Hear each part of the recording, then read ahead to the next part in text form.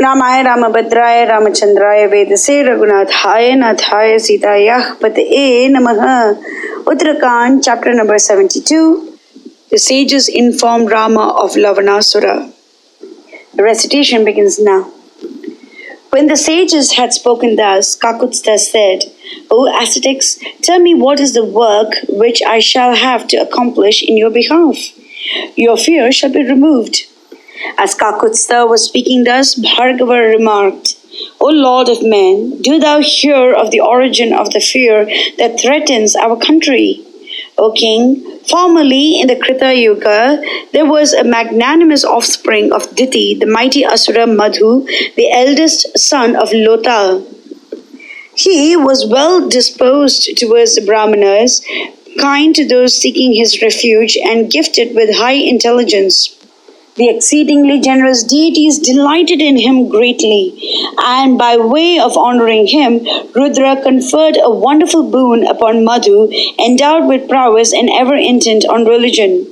And extracting a dart from his own, possessed of terrific energy, endowed with great force and furnished with exceeding splendor, that high-souled one, well pleased, made it over to Madhu and spoke to him.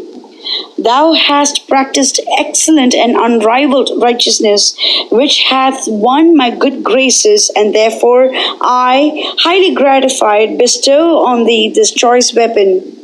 So long as thou, O mighty Asura, dost not assail celestials and Vipras, so long shall this be thine, otherwise it will come to naught, reducing to cinders the person that shall harshly enter upon conflict with thee.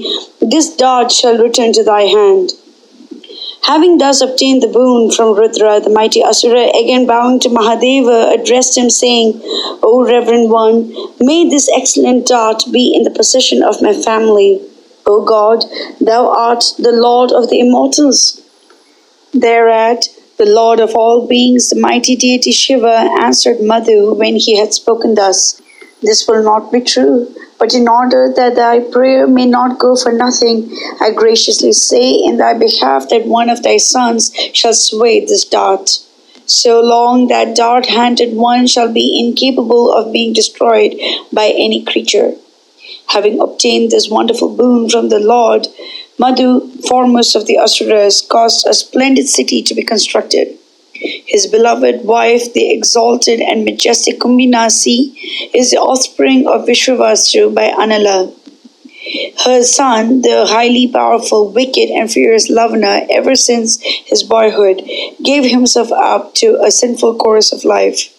Seeing his son committed to an impious course, Madhu was overcome with grief, but he did not say anything to him. And forsaking this world, he entered the region of Varuna, and making over the dart unto Lavana, communicated to him all about the boon he had obtained. And by virtue of the power of the dart, he oppressed the three worlds, in especial the ascetics. Such is the power of Lavana, and such is his dart. Hearing all this, O Kakutstha, thou art capable of righting our wrong.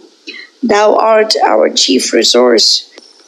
O Rama, many a monarch hath already been sued by the sages, O hero, to deliver them from this fear, but we have not yet found a deliverer. Hearing, O child, that Ravana, together with all his forces and vehicles, hath been destroyed by thee, we know that there breathes not another king on earth capable of delivering us. Therefore, our prayer is that thou mayst deliver us afflicted with the fear of Lavana. Thus, O Rama, have we acquainted thee with the occasion of fear that hath arisen.